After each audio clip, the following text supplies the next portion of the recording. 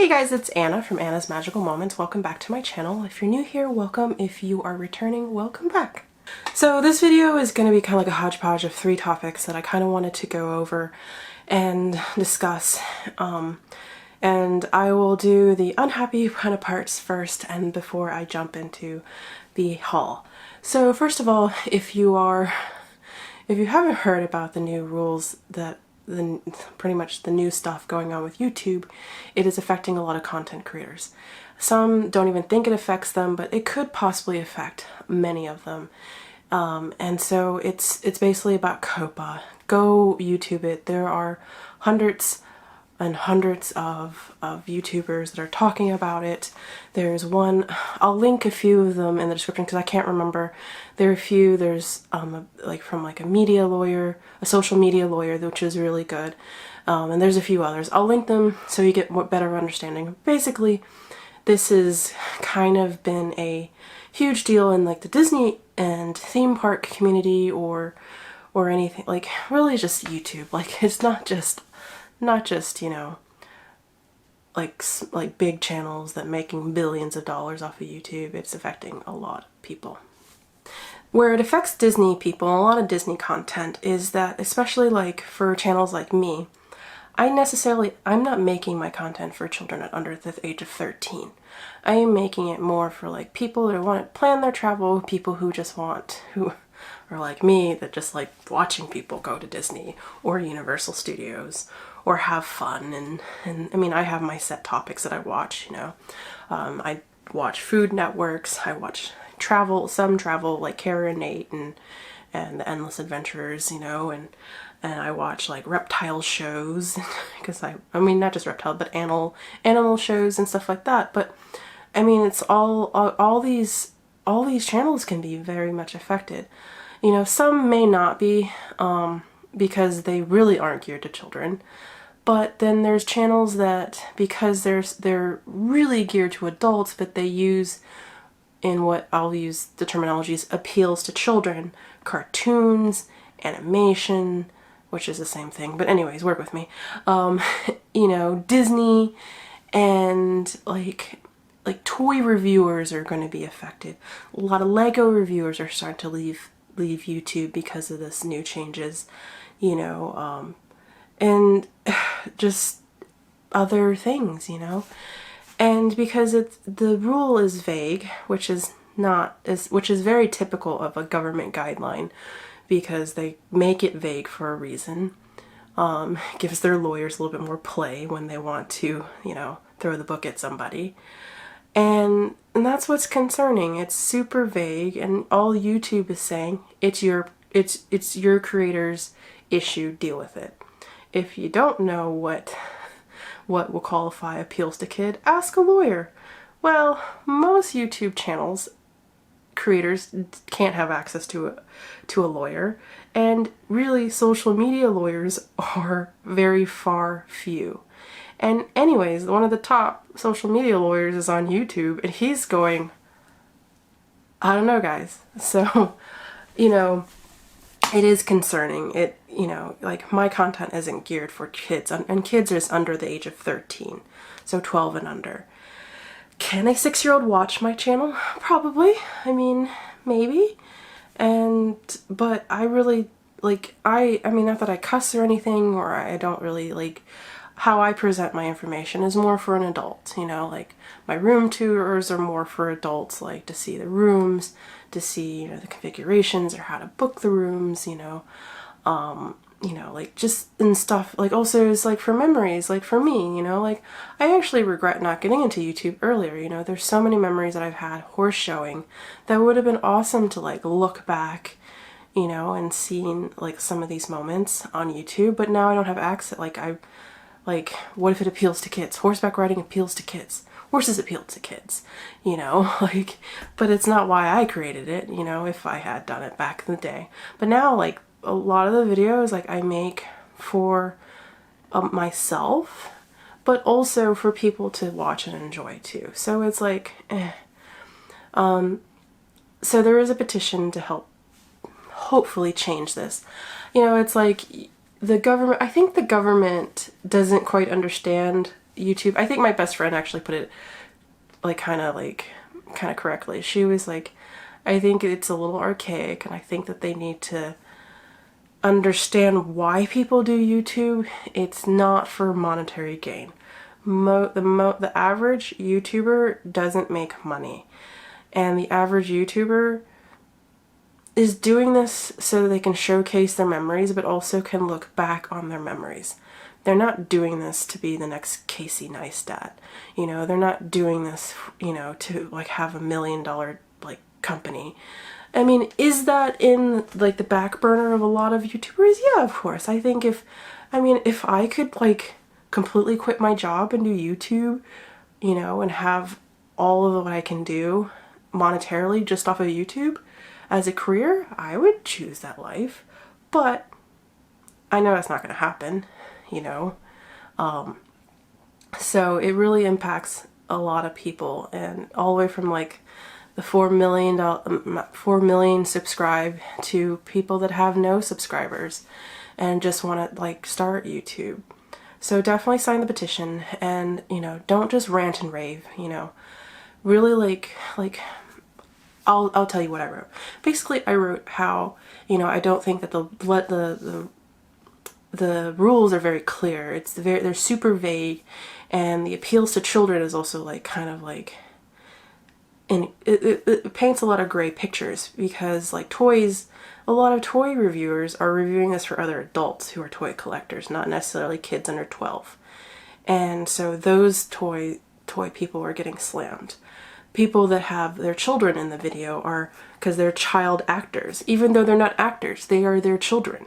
Like but they don't have the clear difference, and the bots aren't going to figure that out. The bot sees child and they're going to flag it, you know. And like a family, like most American families can't handle a $42,000 fine.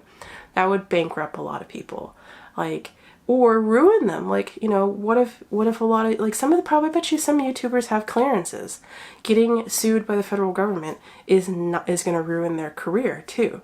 And they're probably just doing this as a hobby, you know, like, you know, or a way to showcase their family memories. And they just put up a video with their kids at Disney, and then they get slammed by a fine. You know, so I think it's the FTC not quite understanding why people are on YouTube, you know. And also, like, we can't control the ad revenue, you know. We don't control the demographics. We don't control what ads get presented to somebody. It's not our fault. It's kind of YouTube's fault. But I've been struggling kind of thinking about what I'm gonna do. And I had thought about rebranding and refocusing the channel. And if you have noticed some of my content, it hasn't all been Disney, and it's never all been Disney. But I have like wanted to do a little bit more vlogging and a little bit more like showing off like other things, you know, that I do in my life that might be a little bit more interesting than me going to work every day. And so I was thinking about creating a new name, new logo that's not so cutish and anime and kawaii, because that could appeal to kids. And I don't know. I haven't thought of a new name. It's kind of hard to think of a new name. But yeah, I think that's what I'm going to do, is rebrand and refocus just a little bit. And you know, and I don't know if like maybe for people that have YouTube channels, if maybe creating a Facebook group, you know, for the, like, if their kids are in the video, like, hey, you know, mark it as for children, and then, you know, have their little Facebook group communities and say, hey, this video is, you know, can't receive comments, but if you want to chat or whatever, go to the Facebook group. I don't know if that's a viable option. You know, I heard one other YouTuber was talking about maybe Patreon, do the $1, but I don't want, like, I'm not that popular, and I don't expect people to pay $1 a month to access a few videos, because especially like me, I don't really do children content. Or so it seems. So yeah, so that's a little bit that's been kind of on my mind lately. I actually had a horrible week. And I was so stressed with like the wedding and planning and money and just It like took like just like the camel that broke the, like, well, the straw that broke the camel's back was like, yet last night I walk into the kitchen to let the dog out of the crate, and I look and I see these things moving, and I'm like, oh my God. And I just looked at these little tiny ants going crazy on my floor, and I just said, blank it, and I just threw up my hands and I said, I can't win. And we busted out the cleaner, we cleaned it up, we Googled how to deal with them with having a dog in the house, and I put on Earth, Wind, and Fire, and I cleaned the kitchen. But I feel better. I think just saying, you know what, not screw it, universe. I give up, and just putting on some good music and just cleaning, it reset me a little bit. Like, I feel so much better today. I banged out my wedding like table placements, I banged out our timeline, I did some other, I was working today, so I like was productive with work, and so yeah, I feel a lot better. But definitely, guys, go sign the petition. It really will help. Think about what affects you as a creator or as a viewer of YouTube. This is your content that's also being affected, like they're limiting creators. And also some people talked about moving off platforms, which I don't think is going to work. If the new platform is is a US company, you're going to have to conform to US government laws, and the FTC, this is the government stating this, not YouTube. YouTube is just kind of taking like a hands-off approach to it. The new platform, unless it's based in like Europe or anywhere else in the country, is going to have to fall under these FTC rules. And so moving platforms, if a major exodus goes to, new YouTuber is going to have to conform to the same FTC rules. So unless they're set up in a way that they can not do it. But I don't know. We'll see what happens. I have faith that the government will listen to the people. I hope. But I want to show you off a little bit of the haul. I didn't been too crazy with shopping because of like my wedding finances, but I got a new pin because I saw it and I thought it was awesome. So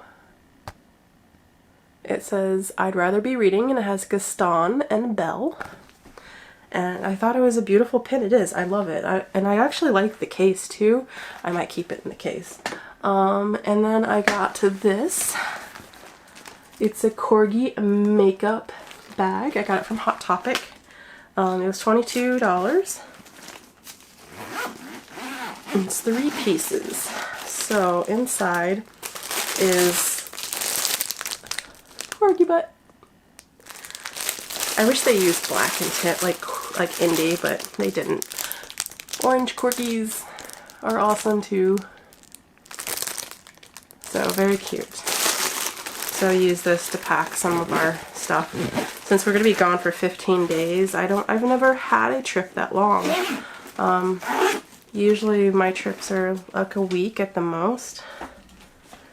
So I don't know what to pack for such a long trip. So I also got this Slytherin handbag. Very nice. It's by Loungefly. Has a sorting hat, and it's just green inside, and the shoulder straps. So yeah. So my small haul. I've got some other stuff, but they're for like my Secret Santa. We're doing a Secret Santa exchange, Disney version. So yeah, so I can't wait to see what I get. I don't know if I'll do Vlogmas. My stress level doesn't need it, but I'm like also, I don't know, I like to murder myself. So we might do Vlogmas. We'll see. Who knows? But until next time, guys, I hope you have a magical week. And I hope, like, even if I do rebrand, I hope you guys stick around, because I still want to make really good content, and I really enjoy the community. I've really enjoyed it's funny, like, I've not met any of fellow YouTubers in person, but I feel like I'm so connected with them. Like, I'm like, oh, they created a video, you watch it, and stuff like that. So yeah. So until next time, guys, I hope you have a magical week. I know I just said that, but I'll say it again. Have a double magical week. Bye!